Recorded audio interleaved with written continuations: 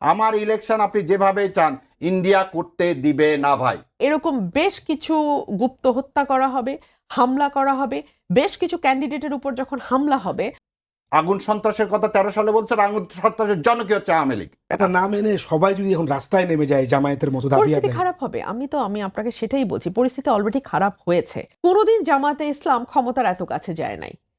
তো এত কাছে থেকে ক্ষমতাকে এনজয় করা, এটা তারা খুব সহজেই ছেড়ে দিতে চাইবে। কিন্তু আওয়ামী লীগ দল হিসাবে তাদের বিচার হতে হবে এবং তাদের কোনো রকম লেজিটিমেসি নাই এদেশে নির্বাচনে অংশগ্রহণ করা বা পুনর্বাসন করা, কারণ আওয়ামী লীগের আইডিওলজিটা হচ্ছে ভারতের দাসত্ব। স্টুডিওতে উপস্থিত আছেন ব্যারিস্টার রুমিন ফারহানা, সাবেক সংসদ সদস্য বিএনপি, এবং আরেকজন আইনজীবী ব্যারিস্টার ASM শাহরিয়ার কবির, আইনজীবী সুপ্রিম কোর্ট।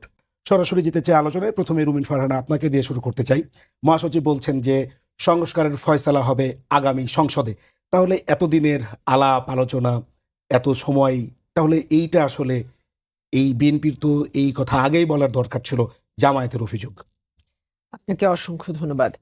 দেখুন, জোর করে তো আসলে ঐক্যমত চাপিয়ে দেওয়া যায় না। প্রত্যেকটা রাজনৈতিক দলের নিজস্ব রাজনৈতিক এজেন্ডা আছে, নিজস্ব রাজনৈতিক বক্তব্য আছে, নিজস্ব রাজনৈতিক পলিসি আছে এবং সংবিধানের ব্যাপারে তার নিজস্ব মতামত আছে। আপনি যখন 5টা 7টা 10টা রাজনৈতিক দলের সঙ্গে বসবেন, তখন আপনাকে এটাই মাথায় রেখে বসতে হবে যে 5টা 10টা 7টা মত ভিন্ন ভিন্ন আসবে। সো এই ভিন্ন মতগুলোর মধ্যে কতটুকু অ্যাকোমোডেট করা যায়, কতটুকু একমতে আসা যায়, সেটাই হচ্ছে প্রধান চ্যালেঞ্জ। দলগুলো যে একেবারে একমতে আসে নাই কোনো ব্যাপারে তা কিন্তু না। আমরা দেখেছি বিএনপি অনেকখানি ছাড় দিয়ে মেনে নিয়েছে যে এক ব্যক্তি 10 বছরের বেশি প্রধানমন্ত্রী থাকতে পারবে না। আমরা দেখেছি সংসদে উচ্চকক্ষের ব্যাপারে দলগুলো একমত হয়েছে। আমরা দেখেছি সংসদে ডেপুটি স্পিকার বিরোধী দল থেকে হবে, সেখানেও মোটামুটি এক ধরনের ঐক্যমত প্রতিষ্ঠা হয়েছে।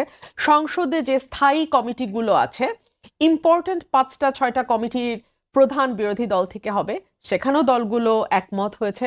আমরা দেখেছি আপার হাউসে পিআর পদ্ধতি হয়তোবা দলগুলো একমত হতেও পারে, যদি অন্য ব্যাপারে নোট অফ ডিসেন্ট আছে, বাট অন্যগুলোতে যদি অন্য দল ছাড় দেয় হয়তোবা বিএনপি ব্যাপারে ছাড় দিলেও দিতে পারে, সেটা এখনো খুব স্পষ্ট। একেবারে শেষ জায়গায় এসে যখন এটা কোন প্রক্রিয়ায় বাস্তবায়ন হবে অথবা এইটার যে একটা আদেশ জারি করবে সরকার, ঠিক তার আগ মুহূর্তে রাজনৈতিক দলগুলোর মধ্যে যে অনৈক্য, এখন তো সরকার যে তাদেরকে বলেছিল যে তোমরা মিউচুয়াল করে আসো এবং একটা ঐক্যবদ্ধ সিদ্ধান্ত জানাও, সেটাও তো শেষ। তাহলে এখন কি? দেখুন, ঐক্যমতে আসবার ব্যাপারে, যেই ব্যাপারে হাউ টু এক্সিকিউট, কি করে সনদ বাস্তবায়ন হবে, এই ব্যাপারে ঐক্যমতে আসবার চেষ্টা কিন্তু কম করা হয় নাই। গণভোট সংবিধানে নাই। প্রাথমিকভাবে বিএনপি সেই ব্যাপারে একমত না হলেও পরে বিএনপি মেনে নিয়েছিল যে ঠিক আছে, গণভোট হোক। আমি জানি না ব্যক্তিগতভাবে যে এই যে 48টা বা 84টা ব্যাপার, এই ব্যাপারগুলো প্রত্যেকটাতে মানুষ কি করে কেবলমাত্র হ্যাঁ না, মানে প্যাকেজ পদ্ধতিতে হ্যাঁ নাতে যাবে। মানে ধরেন আমি কয়েকটা ধারার সঙ্গে একমত, বাকিগুলোর সঙ্গে একমত না, কিন্তু আমাকে হ্যাঁ বা না এর মধ্যে থাকতে হবে।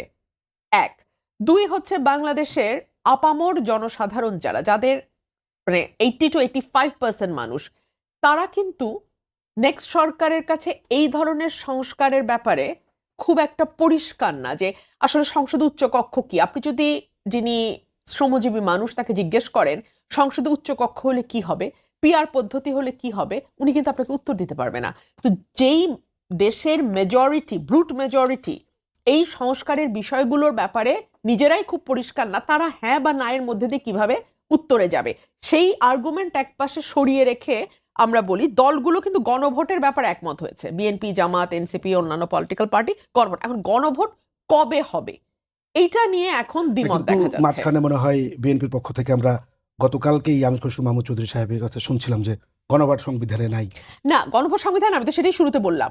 সাথে আমি এটাও বললাম যে আমি নিজে বুঝি না যে এতগুলো ধারার মধ্যে কি করে আমি হ্যাঁ না বলে প্যাকেজ নিব, মানে এটা তো প্যাকেজ সিস্টেম, আমাকে যেতে হবে। কি ভাবছে যে আগামী সংসদই এটার ফয়সালার চূড়ান্ত সিদ্ধান্ত? নিশ্চয়ই তাই। ধরুন আপনি এখন সব ব্যাপারে একমত হলেন দলগুলো, বিএনপি যে গিয়ে সরকার গঠন করবে তেমন তো নাও হইতে পারে। অন্য কোনো দলও তো সরকার গঠন করতে পারে। আপনি যখন আগের থেকেই একটা রেজাল্ট অ্যাজিউম করেন এবং তারপরে আপনি আপনার স্ট্র্যাটেজি ঠিক করেন, তাহলে হচ্ছে আপনি খুবই ন্যারো একটা ভিশন নিয়ে, খুবই ন্যারো একটা পার্সপেক্টিভ থেকে চিন্তা করছেন। সরকারে যেই যাক না কেন, তাকে তো সেই অথরিটি তার থাকতে হবে যে সে চাইলে সরকার সংস্কারগুলো বাস্তবায়ন করতেও পারে, সে চাইলে হয়তো করবে না। তো আপনি এখন কি করে এটা এনশিওর করার চেষ্টা করছেন যে ভবিষ্যতে যে রাষ্ট্র পরিচালনার দায়িত্বে যাবে সে এই সনদ বাস্তবায়ন করবে? সেটা এখনই একটা, ধরুন গণভোট হলো, গণভোটে কথায় কথা হ্যাঁও জয়যুক্ত হয়ে গেল, কিন্তু পরবর্তীতে যারা সরকারে আসলো তারা তাদের নোট অফ ডিসেন্ট সহ যেটা তাদের যেভাবে সুবিধা সেভাবে বাস্তবায়ন করলো, কিংবা বাস্তবায়ন করলোই না, ধরেন আমি একদম এক্সট্রিম আর্গুমেন্টে যাচ্ছি, তখন আপনার হাতে আর কি অবশিষ্ট থাকে? আপনাকে ওই হয় তাকে আন্দোলন করে নামাতে হবে, সেটাই অনেকে আসলে বলছে অথবা আপনাকে পরবর্তী নির্বাচনের জন্য তারা দাঁড়াতে হচ্ছে হবে। সংস্কার বিরোধী এবং তারা মনে মনে ফ্যাসিস্ট হওয়ার খায়েশ আছে, যে কারণে তারা এই ধরনের কথা বলে। এনসিপির পক্ষ থেকে এরকম কথা বলা হচ্ছে। আমরা একটু পরে আসবো আপনার কাছে। শাহরিয়ার কবির, আপনি শুনছিলেন যে গণভোট কবে হবে এবং কোন প্রক্রিয়া হবে, সেটি আসলে ভোটের দিনে হবে নাকি আগে হবে, সেটি নিয়ে হচ্ছে বিএনপির এক ধরনের কথা। এবং আজকে বলছে যে মহাসচিব বলেছেন যে সংস্কারের ফয়সালা হবে সংসদে, রুমিন ফারহানা আপা সেটি আসলে বলছেন। জামায়াতের তো দাবি হচ্ছে যে আইনি ভিত্তি এবং তার ভিত্তিতে হতে হবে আগামী নির্বাচন। তাহলে এখন সমাধান কি? ধন্যবাদ আপনাকে। আপনার মাধ্যমে আপনার টিভির সকল দর্শকদের আসসালামু আলাইকুম, শুভেচ্ছা। আপনারা যেখানে আছেন তাদেরকে সালাম এবং শুভেচ্ছা। প্রশ্ন হচ্ছে কি, যখন বলেন মানে সারা রাত পরে সকালবেলা সীতারামের মাসি, তখন জাতি খুব হতবাক হয়। কনস্টিটিউশনে গণভোট নেই, ভালো কথা, কনস্টিটিউশনে ভোটও নেই। অত কনস্টিটিউশনে ভোটের জন্য ওয়েট করো 2029 সাল পর্যন্ত, কারণ কনস্টিটিউশন আছে 5 বছর পর পর ভোট। তা আপনি যদি কনস্টিটিউশনে বলেন গণভোট নাই, তাহলে আপনাকে ওয়েট করতে হবে 2029 সালে। ফেব্রুয়ারি মাসে আপনি ইলেকশন করবেন কিসের ভিত্তিতে? আবার পরিষ্কার করে, আপনি যদি সংবিধান বলেন সংবিধানে গণভোট নাই। আমার বোন আইনজ্ঞ, আমার যতটুকু ছোট জ্ঞান তাতে বলছে যদি কনস্টিটিউশনের মধ্যে থাকতে চাই তাহলে কনস্টিটিউশনে গণভোট নাই, খুব ভালো কথা। নেক্সট পার্লামেন্ট সিদ্ধান্ত নেবে, খুব ভালো কথা। তাহলে 2029 পর্যন্ত ওয়েট করতে হবে, কারণ সংবিধান আছে 5 বছর পর পর ভোট। 24 সালে ভোট হয়েছে, তাহলে 29 সাল পর্যন্ত।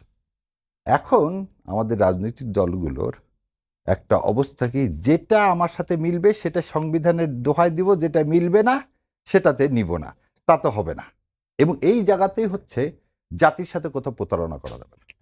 জাতির সাথে প্রতারণা করা যাবে না এই কারণে, আপনি 36শে জুলাই আপনি একটা ম্যান্ডেট নিছেন শাসনতন্ত্রের পরিবর্তনের, যাতে আর এরকম একটা মনস্টার, এরকম একটা ফ্যাসিবাদের আর পুনরাবৃত্তি না হয়। এবং এটার কারণে আপনি কি করলেন, আপনি এটাতে সাইন করলেন। এবং এখানে কি লেখা আছে, জাতীয় ঐক্যমত কমিশন 84টাতে আপনি সাইন করলেন। এবং সাইন করার সময় এনসিপি কেন সাইন করলো না, যেটা কিভাবে ইমপ্লিমেন্ট হবে সেটা না দেখা পর্যন্ত আমরা সাইন করব না। তাহলে যখন আপনি সাইন করেছেন, তখন সেই সাইন করা থেকে আজকে যে কথা বলতেছেন যে সংসদে চলে যাবো, তাহলে এখনই আপনি কি করলেন? কিন্তু বিএনপির পক্ষ থেকে তো অভিযোগও আছে যে এটা প্রতারণা করা হয়েছে। আর শেষ করি, আপনি সাইন করছেন, সেটা সাইন তো আর প্রতারণার মাধ্যমে নিয়ে আসা হয়নি। নিয়ে আসা হচ্ছে কোন জায়গাটা, যেটা গণভোটে দেওয়া হবে সেই জায়গাটা নেক্সট হবে। কোথায় প্রতারণার কথা বলতেছে, নোট অফ ডিসেন্ট ছাড়া যদি দেওয়া হয় তাহলে সেটা প্রতারণা। আমি ওই পর্যন্ত এখনো যাইনি। আমার কথা হলো, প্রথমে তো সব দল মিলে এটাতে আপনি তো সাইন করলেন, তাহলে এটা একটা কন্ট্রাক্ট কার সাথে? জনগণের সাথে, সমস্ত রাজনৈতিক দলগুলোর। যেই ক্ষমতায় যাক তাকে এটা পালন করতে হবে। আপা যখন বলে পালন করব না, তাহলে সে হবে ব্রিচ করবে, আর ব্রিচ করলে কনসিকুয়েন্স খুব খারাপ না, কিন্তু এটা যদি কোনো রাজনৈতিক দল সরকারে গিয়ে বাস্তবায়ন না করে, তাহলে কি আইনে কোনো বাধ্যবাধকতা আছে? এই জায়গাতেই যাচ্ছি। তাহলে এটা একটা কাগজ, এটা একটা চুক্তি, কিন্তু এই চুক্তি কি করা যাচ্ছে না, প্রয়োগ করা যাবে কি যাবে না সেটা নিয়ে কথা। সেই জন্যে আপনাকে ইমপ্লিমেন্টেশনের কথা আসছে বা লিগ্যাল বেসিসের কথা। লিগ্যাল বেসিস মানে কি, আপনি যদি না মানেন আপনাকে মানাতে আমি বাধ্য করতে পারি। আবার বুঝেন, লিগ্যাল বেসিস মানে আপনি মানবেন না, আপনাকে মানাতে আমি বাধ্য করব, তাকে বলা হয় লিগ্যাল বেসিস। এই লিগ্যাল বেসিসের প্রসিডিওর কি বললো, একটা আদেশ জারি হবে। কি হবে? একটা আদেশ জারি, এবং সেই আদেশের ভিত্তিতে আপনি কি করবেন, একটা রেফারেন্ডাম দিবেন। এবং এই রেফারেন্ডাম দিয়ে আপনি কি করবেন, জনগণ সে রেফারেন্ডামে হা বা না বলবে। এই জনগণের রেফারেন্ডামকে ডিফাই করার এখন পর্যন্ত কোনো রকম ভাই পৃথিবীর কোনো দেশে ডিফাই করে কেউ ক্ষমতায় থাকতে পারেনি। এবং আপনাকে এটা মনে রাখতে হবে, যদি ডিফাই করেন আপনি, যেমন আপনাকে একটা উদাহরণ দিই, ব্রেক্সিটে সেই সময় কনজারভেটিভ চেয়েছিল ইউরোপিয়ান ইউনিয়নের সাথে থাকতে, ব্রেক্সিটে আসলো না, তাদেরকে ইউরোপিয়ান ইউনিয়ন থেকে বের হয়ে আসতে হলো। আপনি ওখানে কিন্তু ডিফাই করে ক্ষমতায় থেকে যাবেন তা কিন্তু হবে না। সেকেন্ড যে কথাটা আমার বোন বলতেছে, প্যাকেজ, দেখেন প্রথম রেফারেন্ডাম কত সালে হলো? 1 মে 1977। কিসের ভিত্তিতে হলো? জিয়াউর রহমানের 19 দফাতে, 19 দফার ভিতরে, এক দফা না কিন্তু 19 দফা। এই 19 দফার মধ্যে 12টা ছিল সংবিধানের পরিবর্তন। আর প্রশ্নটা কি ছিল? Major general Ziaur Rahman BU এবং তাহার অনুসৃতি নীতি ও কর্মপন্থা, তাহলে নীতি এবং কর্মপন্থার যখন বলছে তখন অনেকগুলো, ক্ষমতা নেওয়ার পরে যত যা করছে মার্শাল ল অর্ডার দিছে সব, তাহার প্রতি আপনার আস্থা আছে কি না, হ্যাঁ বা না বলেন। তার মানে জিয়াউর রহমান সাহেবের 19 দফা হচ্ছে যে এর সঙ্গে ইনক্লুডিং ছিল না। কারণ প্রথমে 19 দফা হেলিকপ্টার করে সারা বাংলাদেশে বিলানো হয়েছিল, তারপরে গণভোট হয়েছিল। তার মানে মানুষ যে 19 দফার যে 19টাতেই সমর্থন করবে তা না, ম্যাক্সিমাম সমর্থন করলে আপনি হাতে দিবেন, যদি ম্যাক্সিমাম সমর্থন না করেন আপনি নাতে দিবেন। আজকে আপনি তো এই কাজটা করছেন 77 সালে, তাহলে আজকে যখন আপনি আবার বলতেছেন ভাই এই জুলাই সনদের বেলা এতগুলো তো জনগণ বুঝবে না, জনগণ যতটুকুন বোঝার জনগণ বোঝে, জনগণ বুঝে ভোট দেয়, জনগণ না বুঝে আজ পর্যন্ত বাংলাদেশে ভোট দেয়নি। আর জনগণ বোঝে বলে এই মনস্টারকে এতদিন পর আমরা সরাতে পেরেছি। সুতরাং আপনি যখন আগেই করছেন একটা, আপনার আন্ডারে দুইবার গণভোট হলো, সংসদীয় পদ্ধতি সব খুঁটিনাটি কি জনগণ বোঝে? পার্লামেন্টারি কমিটি আমাদের অনেক লয়ারই বোঝে না, আমি সাধারণ মানুষের কথা বাদ দিলাম। পার্লামেন্টারি কমিটি কিভাবে চলবে, এই 13 অ্যামেন্ডমেন্টের সময় মে একটা বই লিখছে, how the parliamentary committee will function. সাধারণ মানুষের বোঝার কোনো ক্ষমতাই নেই। তাহলে আপনি এমন কোনো উদাহরণ দিবেন না যেটা প্র্যাকটিক্যালিটি নেই। সেই জন্যে জুলাই সনদের উপর কি করতে হবে? গণভোট করতে হবে, এবং এই গণভোটটা অবশ্যই হা নাতে আসবে। আর গণভোট নিয়ে তো বিএনপির কোনো আপত্তি নাই, না না, এখন ওই জায়গায় দিন নাকি আগে এই কথাটা বলছি। আপনি ইলেকশন করবেন কিসের ভিত্তিতে? প্রথমে বললাম তো কনস্টিটিউশন নাই, তাহলে ইলেকশন করতে গেলে আপনাকে গণভোটে এই জুলাই সনদের ভিত্তিতে আপনাকে ইলেকশন করতে হবে। তাহলে অবশ্যই ইলেকশনটা কি করতে হবে? আগে করতে হবে, নাহলে তো আপনি কিভাবে? কারণ জিয়াউর রহমান কি করছেন, আগে গণভোট দিয়েছেন 77 সালে, 78 সালে দিয়েছেন পার্লামেন্ট ইলেকশন। এরশাদ সাহেব 84 সালে কি দিলেন? আগে গণভোট দিলেন, 86 সালে দিলেন পার্লামেন্ট ইলেকশন। তা আপনি প্রতিবার কি করতেছেন? আগে তো গণভোট দিচ্ছেন, তার পরিপ্রেক্ষিতে আপনি ম্যান্ডেটটা পাচ্ছেন। বুঝতে পেরেছি আপনার কথা। এই শেষ করে দিই। আর একটা জিনিস আপনি লাস্টে যে কথাটা বলতেছেন, দেখেন যদি ইলেকশনের দিনও গণভোট দেন, কথার কথা বললাম, ইলেকশনের দিনও গণভোট দেন, তাহলে কি করতে হয়? গণভোটের রেজাল্ট দিবেন, তারপর পার্লামেন্ট ইলেকশনের রেজাল্ট দিতে হবে। কিন্তু সুবিধাটা হচ্ছে গণভোটটা আগে হতে হবে, কারণ গণভোট না হলে আজকে আমরা কনস্টিটিউশনের বাইরে অলিখিত একটি সংবিধানের দ্বারা পরিচালিত, সেখানে গণভোট ছাড়া এই ইলেকশনের লেজিটিমেসি দেওয়া যাবে না। শুনছিলেন আপা যে গণভোট ছাড়া পরবর্তী যে নির্বাচন তারই লেজিটিমেসি থাকে না। আমার ভাই একটা কথা বলেছেন, আমি তার সাথে সম্পূর্ণ একমত, যে এই যে জুলাই সনদ, it's a contract and it's a binding contract for all the parties who has signed. যারা যারা রাজনৈতিক দলগুলো এটাকে সই করেছে, definitely it's a binding contract for them. But একটা ভেরি বেসিক প্রিন্সিপাল হচ্ছে ফ্রড ভিশিয়েটস এভরিথিং। ফ্রড যখন হবে, ফোর্জারি যখন হবে, প্রতারণা যখন হবে, তখন এই কন্ট্রাক্টটা আর কোনো পক্ষের ওপরেই, এবং যার উপরে এই ফ্রডটা করা হয়েছে বা যে মনে করছে যে তার উপরে ফ্রড হয়েছে, তার জন্য এই কন্ট্রাক্টটা আর বাইন্ডিং থাকে না। যখন জুলাই সনদটা বিএনপির সামনে যেভাবে আগে দেওয়া হয়েছিল অ্যাজ ইট ইজ বা হুবহু যখন সই করার সময় তার সামনে দেয়া হলো না, এবং পরবর্তীতে যখন তাদেরকে দেখানো সেই সনদ থেকে আমরা দেখলাম সরকার বেশ খানিকটা সরে গেছে, নোট অফ ডিসেন্টগুলো অ্যাবসেন্ট হয়ে যাচ্ছে, বলা হচ্ছে 270 দিনের মধ্যে এটা কার্যকর করতে হবে, স্বয়ংক্রিয়ভাবে হয়ে যাবে। এই বিষয়গুলো যখন বিএনপির সামনে আসলো, অবভিয়াসলি বিএনপি মনে করলো যেখানে তার সঙ্গে প্রতারণা বা ফ্রড করা হয়েছে। আর যখন ফ্রড হয় তখন সেই সনদ বা কন্ট্রাক্টের আর কোনো বাইন্ডিং এফেক্ট থাকে না। জিয়াউর রহমান সাহেবের সময় যেই হানা ভোট হয়েছে, হ্যাঁ সেখানে 19 দফার ব্যাপারে কথা হয়েছে, কিন্তু সেই 19 দফাটা যদি আপনি আমি পড়ি আমাদের বুঝতে কিন্তু কোনো সমস্যা হবে না, সহজ সরল। ওখানে স্বাস্থ্যের কথা বলা আছে, শিক্ষার কথা বলা আছে, আমাদের ডে টু ডে লাইফের সঙ্গে বহু কিছুর ব্যাপারে সেখানে আলাপ অধিকাংশ করা আছে। বিষয় সংবিধান কনস্টিটিউশনাল ম্যাটারের ব্যাপারেও বলা হয়েছে, কিন্তু অ্যাটলিস্ট সেটা মানুষের কাছে কমিউনিকেট করবার জন্যে ভাইয়ের ভাষ্য মতেই হেলিকপ্টার দিয়ে হলেও প্রচার চালানো হয়েছে।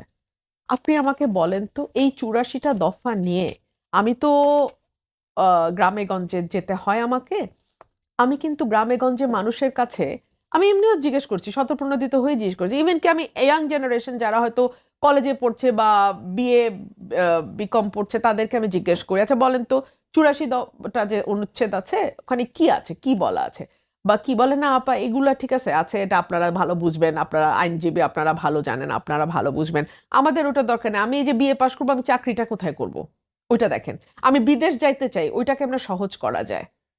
আপনি মানুষের জন্য তো সবকিছু, তাই না? মানুষের ফোকাসটা কোন দিকে, মানুষ কি চাইছে সেটা কি আপনাকে সবচেয়ে বেশি গুরুত্ব দিতে হবে। তারপরও আমি সকল আর্গুমেন্ট একপাশে সরিয়ে রেখে, বিএনপি তো সনদ স্বাক্ষরের পরেও গণভোটের ব্যাপারে দ্বিমত করে নাই।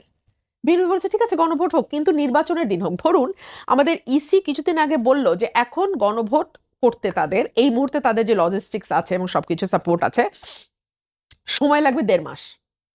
তো আমাদের নভেম্বরের আজকে 10 তারিখ শেষ হলো, আজকেও যদি গণভোট ইসি প্রস্তুতি শুরু করে শেষ হবে আপনার ডিসেম্বরের 25 বা 26 তারিখে গিয়ে, 1.5 মাস। আর ফেব্রুয়ারির মধ্যে হচ্ছে জাতীয় নির্বাচন, এবং এই জাতীয় নির্বাচনটাকে আমরা যদি অতীতের নির্বাচনগুলোর সঙ্গে মেলাই তাহলে একটু ভুল হবে। আমাদের 17 বছর বাংলাদেশের মানুষ হারাম কোনো ভোট দিতে পারে নাই, 17 বছর বাংলাদেশের একটা ইউনিয়ন পর্যায়ে কোনো ভোট হয় নাই। তো এত বছর পরে যখন একটা ভোট হবে নানান রকম চ্যালেঞ্জ সেখানে আছে। সেখানে আমরা একদিকে দেখতে পাচ্ছি আইন শৃঙ্খলা পরিস্থিতি, বা সেই চ্যালেঞ্জ তো আছেই। মহাসচিব ভোট পেছানোর ষড়যন্ত্রের শঙ্কা তিনি প্রকাশ করছেন এবং বলছেন যে একটি গোষ্ঠী বানচালের চেষ্টা করছে, বা আজকে যিনি ঠাকুরগাঁও আমি তো বলছেন। শেষ করতে পারলাম না। জি, please। হ্যাঁ ডেফিনেটলি আমরা সবাই শঙ্কা করছি, আমরা সবাই সেটা আশঙ্কা করছি। কারণ আপনি যখন একটা গণভোটের ব্যাপারে রাজি হচ্ছেন তখন আগে না নির্বাচনের দিন সেটা নিয়ে আপনি যখন বাহাস করবেন তখন বোঝা যাবে যে এটা ভিতরে আপনার কোনো আলটেরিয়ার মোটিভ আছে। এবং গণভোট আয়োজন করতে যেটা আমি বলছিলাম যে 1.5 মাস সময় লাগবে, আপনি মাঝামাঝি ডিসেম্বরের শেষে গিয়ে একটা গণভোট করে আবার ফেব্রুয়ারির শুরুতে একটা ভোট করবেন, আপনার সেই লজিস্টিক্স সক্ষমতা আছে, আইন শৃঙ্খলা বাহিনীর সেই সক্ষমতা আছে, এবং বাড়তি আরো 3,000 কোটি টাকার প্রয়োজন হবে। 3 নাম্বার হচ্ছে এই বাড়তি 3,000 কোটি টাকা যদি আমি দেশের ভাগ্যের নির্ধারণের জন্য বরাদ্দ করেও রাখি অসুবিধা নাই, কিন্তু মানুষের বা ভোটার টার্ন আউট নিয়েও তো একটা প্রশ্ন আছে। ওই যে কথাটা আমি বলছিলাম সাধারণ মানুষের কনসার্ন এগুলো না, সো তারা যে ভোট কেন্দ্রে আদৌ যাবে, গিয়ে যে ভোটটা দেবে, এটাও দলগুলোর জন্য একটা বিরাট চ্যালেঞ্জ। কিন্তু যদি জাতীয় নির্বাচনের সঙ্গে হয় তাহলে একসঙ্গে হয়ে যায়, খরচ বাঁচে, সময় বাঁচে, আইন শৃঙ্খলা বাহিনীর উপরে চাপ কম হয়, কমিশনের উপরে চাপ কম হয়, এবং সার্বিকভাবে ভোটার টার্ন আউটটাও আপনার এনশিওরড হয়ে যায়। এখান থেকে যদি ভিন্ন কোনো কথা কোনো দল বলার চেষ্টা করে তাহলে আপনাকে বুঝতে হবে সেখানে আলটেরিয়ার মোটিভ আছে।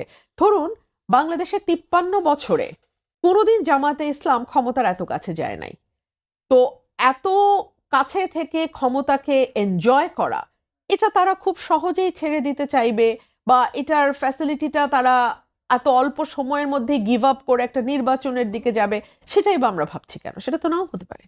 ভাবছে না আসলে বিএনপি যে এত সহজেই ক্ষমতা ছেড়ে, ক্ষমতার উপভোগ ছেড়ে আসলে নির্বাচনের দিকে জামাত কেনই বা যাবে? সন্দেহ এবং সংশয়।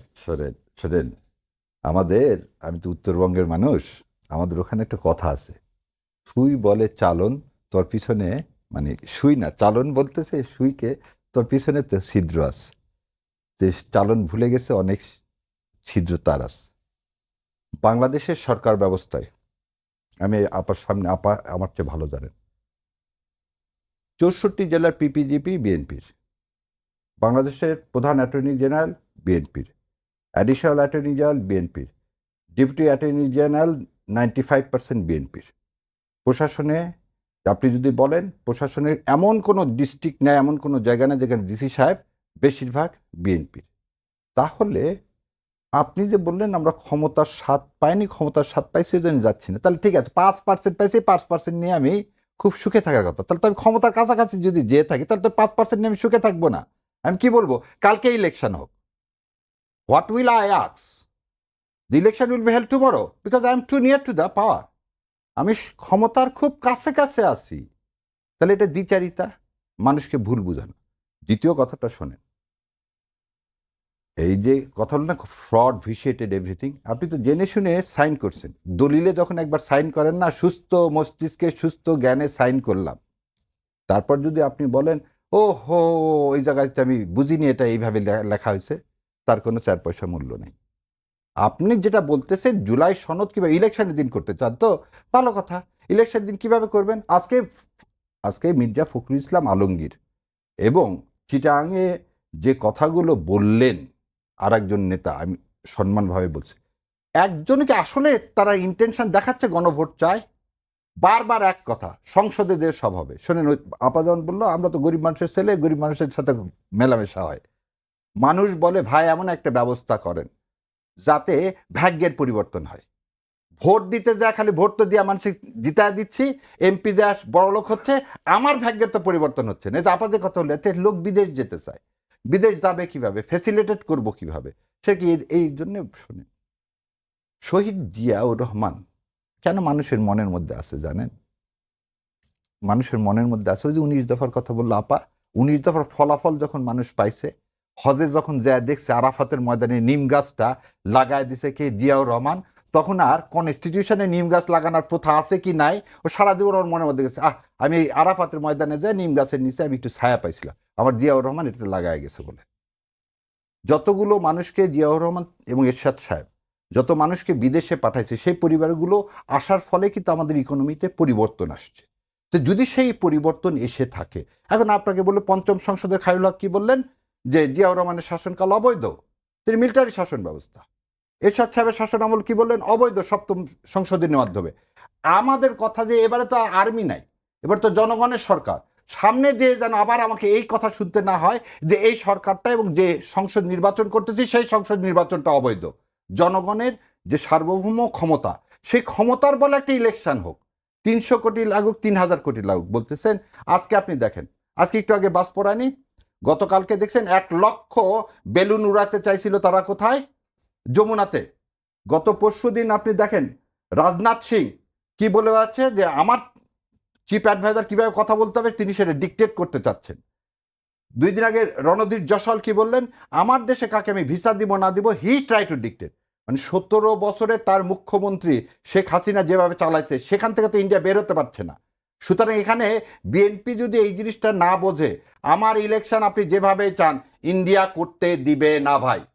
আগুন সন্ত্রাসের কথা 13 সালে বলছেন, আগুন সন্ত্রাসের জনকী হচ্ছে আওয়ামী লীগ, আগুন সন্ত্রাসের জনকী হচ্ছে আওয়ামী লীগ। আওয়ামী লীগের দেশকে একটা মোটা আমার আপা এখন থেকে এখানে বাঁচাই যেতে পারবো কিনা সেটা জানি না। আপনি তারা থেকে কিভাবে করবেন, আপনার পুলিশ নেই, পুলিশ আপনি নিয়োগ দিলেন না কেন? এই সরকারের কাছে এগুলো জিজ্ঞাসা করতে হবে। আজ 18 মাসে আপনি পুলিশ নিয়োগ দিলেন না কেন? 1600 খালি সাব ইন্সপেক্টর নিয়োগ দিচ্ছেন, সে হচ্ছে ট্রাফিক কন্ট্রোলের জন্য, আপনি পুলিশ নিয়োগ দিলেন না। আর্মি একটা স্ট্রাইকিং ফোর্স, তারা হচ্ছে ডিফেন্সের কাজ করবে, আপনি তাদেরকে দিয়ে কি সব কাজ করাতে চান? এটা সম্ভব? তার মানে আপনি দেশে একটা বিদ্রোহ সৃষ্টি করার চেষ্টা করতেছেন, এই সরকার পরিকল্পিতভাবে। তাহলে এই সরকার আমার সরকার, আমার সরকার আমার সাথে কি করতেছে? প্রতারণা করতেছে। এখানে জামাত বা বিএনপি প্রতারণা করতেছে না, আপাতত কথাটা বলতেছে ফ্রডটা করতে চাচ্ছে গভর্নমেন্টের মধ্যে কেউ কেউ। সেটাতে অধিকার যখনই আপনি ছিনায় নিতে চাবেন, আদায় করতে চাবেন, এত সহজে কেউ আপনাকে আপনার অধিকার দিতে চাবে না। ইলেকশন করতে হবে ভাই, এবং দাবি আদায় করতে হবে, সেটা গণভোটের ভিত্তিতে আপনাকে ইলেকশন যেতে হবে, এবং এটা সহজে আপনাকে ইন্ডিয়া করতে দিবে না। আপা, যে সম্মিলিতভাবে ঐক্যবদ্ধ সিদ্ধান্ত নেওয়ার যে বিষয়টি ছিল, সেখানে জামায়াতের পক্ষ থেকে বলা হয়েছে তারা বিএনপির সঙ্গে সংলাপের আহ্বান জানিয়েছে, বিএনপি সাড়া দেয়নি। কিন্তু আজকে জামায়াতের সহকারী সেক্রেটারি জেনারেল হামিদুর রহমান আজাদ বলেছেন যদি বিএনপি আমাদেরকে ডাকে আমরা প্রস্তুত আছি। বিএনপি কি ডাকবে? এটা তো সময় বলবে, এটা তো এখানে আমার পক্ষে বলা সম্ভব না। বিএনপির নীতি নির্ধারণী মহলে যারা আছেন তারা নিশ্চয়ই আলাপ আলোচনার মধ্যে দিয়ে সিদ্ধান্ত জামায়াতের আহ্বানে নেবেন। সাড়া না দেওয়ার কারণ কি হতে পারে? না, এরপরেই কিন্তু বিএনপি পরিষ্কার করেছে যে আমরা সরকার যদি আহ্বান জানায় আমরা আবার বসতে রাজি আছি। সো একেবারে যে বসার পথ বন্ধ হয়ে গেছে তা তো নয়। আমার মনে হয় দুটো দল বা তিনটে দল যদি নিজেদের মধ্যে আলোচনা করে সেটা তো কার্যকর হবে, হতে পারে, কিন্তু তার চেয়ে বেশি কার্যকর হবে যদি রেফারির সামনে সে আলোচনাটা হয়, অর্থাৎ সরকারের সামনে যদি আলোচনা হয় এবং সরকারের সামনেই যদি সরকার আর দলগুলো দায়িত্ব একটা নেবে না সেটাও বলে দিয়েছে, কিন্তু হ্যাঁ, সরকার এরপরে ঘোষণা করে দেবে আর কি। তো সরকার ঘোষণা করে দেবে। সেই ঘোষণা কি মানবে বিএনপি? এখন যদি না মানে তাহলে যে কোনো দলই না মানতে পারে, শুধু বিএনপির ব্যাপার কেন, এটা তো জামাতও না মানতে পারে, হ্যাঁ। এটা তো এনসিপিও না মানতে পারে, এটা তো অন্যান্য যে ছোট ছোট রাজনৈতিক দলগুলো আছে তারাও না মানতে পারে। কেউ তো মানতে মানে মানতেই হবে এই বাধ্যবাধকতাটা তো আসলে এভাবে কাজ করে না, যেভাবে আমরা বলছি সেভাবে কাজ করে এটা না। না মেনে সবাই যদি এখন রাস্তায় নেমে যায় জামায়াতের মতো দাবি পরিস্থিতি আদায়, খারাপ হবে। আমি আপনাকে সেটাই বলছি, পরিস্থিতি অলরেডি খারাপ হয়েছে। গত কয়েকদিনে বেশ কয়েকটা জায়গায় ককটেল বিস্ফোরণ হয়েছে। আজকে যেটা ল্যাবএইডের সামনে হয়েছে, একইভাবে আপনি জানেন যে আমাদের একজন উপদেষ্টা ফরিদা আক্তার, ওনার যেই প্রবর্তনা, শস্য প্রবর্তনা, সেখানে হয়েছে গ্রামীণের অফিসের কার্যালয়, সামনে, কার্যালয়। কার্যালয়ের সামনে। সুতরাং পরিস্থিতি খারাপের দিকে যাবে। এবং একজন এমপি ক্যান্ডিডেটের উপর হামলা হয়েছে, উনি গুলিবিদ্ধ হয়েছেন চট্টগ্রামে। ধারণা করা হচ্ছে এরকম বেশ কিছু গুপ্ত হত্যা করা হবে, হামলা করা হবে। বেশ কিছু ক্যান্ডিডেটের উপর যখন হামলা হবে অটোমেটিক্যালি কিন্তু নির্বাচনটা স্তিমিত হয়ে আসবে। আমি ভাইয়ের সাথে একমত যে বেশ কয়েকটা কোয়ার্টার কিন্তু চাইছে না নির্বাচন হোক, কিন্তু দুঃখজনক হচ্ছে যে অনেক সময় দেখা যায় যারা এই বৈষম্য বিরোধী আন্দোলনে এক কাতারে ছিল, শুধু বৈষম্য বিরোধী আন্দোলন কেন, দীর্ঘ 25 বছর ভাই কিন্তু যারা একেবারে ক্লিয়ার একসাথে করেছেন যে আমরা, সরকারের মধ্যেই, সরকারের মধ্যে তো আছেই, সরকারের মধ্যে তো আছে, রাজনৈতিক দলগুলো আওয়ামী লীগের ঐক্য হওয়া পতিত দরকার ছিল। সরকারের মধ্যে আছে, ডিপ স্টেটের মধ্যে আছে, এবং ঘরের পাশের ভারত তো আছেই। আমি সেগুলো এক পাশে সরিয়ে রেখে আপনাকে বলছি, আমি তো এগুলোতে একমত হয়ে এক পাশে সরিয়ে রেখে বলছি যে এর বাইরেও যখন আমরা দেখি যে যাদের সঙ্গে আমাদের দীর্ঘ দিনের পথ চলা, একসাথে আন্দোলন সংগ্রাম, জেল জুলুম, গুম হওয়া, হত্যাকাণ্ডের শিকার হওয়া, সেখানেও কেউ কেউ হয়তো চাইছে এখন নির্বাচনটা আরেকটু দেরি হোক, আরেকটু পিছিয়ে যাক। এটা সেটা সত্যি দুঃখজনক। বোধহয় সবাই মিলে যদি এরকম প্রোপাগান্ডা করে নির্বাচন পেছানোর জন্য, এবং জুলাই আন্দোলনের ঐক্যবদ্ধ যে রাজনৈতিক শক্তি ছিল তাদের মধ্যে যদি এটা এখন কিভাবে কোন প্রক্রিয়ায় বাস্তবায়ন হবে, এই সুযোগ কি আসলে অন্যরা নিচ্ছে না? আপনাকে একটা কথা বলি, আবার আমাদের একটা অভ্যাস আছে, কোর্টের মধ্যে যখন ঢুকি, দুইজন তো দুই পক্ষের লয়ার, ওখানে একজন আরেকজনকে কেউ চিনি না। রফিকুল হক সাহেব আর আজকে চিফ জাস্টিস ওনার বাবা, দুইজন মিলে পারে না একজন আরেকজনকে মারামারি করে। তারপর তো শেষ হয়ে গেছে, দুইজন আবার বের হয়ে আসার সময় রফিকুল হক স্যার ওনার ইশতিয়াক সাহেবের হাত ধরতেছে, ইশতিয়াক সাহেব বলছে মক্কেল আছে ভিতরে, এখন হাত ধরিস না। সো দ্য বিউটি, দ্য ডেমোক্রেসির বিউটিটা কি, গত 15 বছরে তো আমরা এই কাজটা করতে পারিনি। একটু আর একটা উদাহরণ দিই, শেখ হাসিনা বললো আপনাকে তো ফোন করছি, বেগম খালেদা জিয়া দেশনেত্রী বললেন আমার ফোনের লাইন কাটা। আজকে দেখেন জামাত ফোন দিয়েছে, বড় ভাই হিসাবে তাকে ফোন দিয়েছে, বিএনপি কিন্তু বলেনি যে ফোন দেয়নি। তার মানে আমাদের মতের ভিন্নতা থাকতে পারে, মানে তো মত ঐক্য নাই। জামায়াত বিএনপি এখনো ছোট ভাই বড় ভাই সম্পর্কে আছে। হ্যাঁ, কারণ আপনি একটা জিনিস মতৈক্য সৃষ্টি করার জন্য কিছু এজেন্ডা নিয়ে কিছু লোক এই বাজারে আসছে। সে হচ্ছে জামাত এবং বিএনপিকে যদি সামনাসামনি কনফ্রন্টেশনে করে দেওয়া যায়, তাহলে কার লাভ? আওয়ামী লীগের লাভ, ইন্ডিয়ার লাভ। আর আমার ধারণা, আমার বিশ্বাস, এটা বিএনপি জামাত দুইজনাই বোঝে। অতএব ওই জায়গায় যাওয়ার কোনো সুযোগ আমার ব্যক্তিগত বিশ্বাস নাই। আমাদের মতো মতবিরোধ থাকতে পারে, কিন্তু সেই মতবিরোধ মতনৈক্য যে ওই লগি বৈঠার মতন ওরকম কাজ এই দেশে ইনশাল্লাহ হবে না। আগামীকাল তো জামায়াতের সমাবেশ, হ্যাঁ, তো এবং জামাত তো বলছে যে ঢাকার চিত্র বদলে দেওয়া আরে হবে। তার মানেটা আপনি এখন আরেকটা জিনিস বলে দিই, আপনি 13 তারিখে তো আরেক দল এসে বলছে, 13 তারিখে একটা দল দিছে না, সেখানে শিবির এবং ছাত্রদল দুই ভাবে কি বলছে যে আমরা আসি, আসেন আপনি। আমার চিত্র বদলে দেওয়া হবে, একটু আগে বললাম না যে সহজভাবে তো কোনো আন্দোলন হয় না। তাহলে সরকারকে মেসেজ দিতে হবে। যদি আমি বলে দিই, বিএনপি বলছে, জামাত বলছে, এনসিপি বলছে, এই সরকারের মধ্যে কি আছে, কিছু অসুর আছে, সে অসুরদেরকে আমাদেরকে কি দিতে হবে, একটা ওয়ার্নিং দিতে হবে, তুমি ইন্ডিয়ার সাথে খেলা, আমাদের সাথে খেলো না, তাহলে পরিণতি খুব ভয়াবহ হবে। তোমাকে আমরা ওখানে বসাইছি একটা সার্টেন কাজের জন্য, কি কাজ? তুমি বিচার করবা, সংস্কার করবা, ভোট দিবা। এর বাইরে তৃতীয় কোনো শক্তিকে উদ্ভুত্থান ঘটিয়ে আওয়ামী লীগের পুনর্বাসনের যদি তুমি চেষ্টা করো, তাহলে পরিণতি খারাপ হবে। এই মেসেজটা দেওয়া কি খারাপ? বুঝতে পেরেছি আপনার কথা। আমাদের হাতে মাত্র 3 মিনিট সময় আছে, 1.5 মিনিট করে শেষ করব।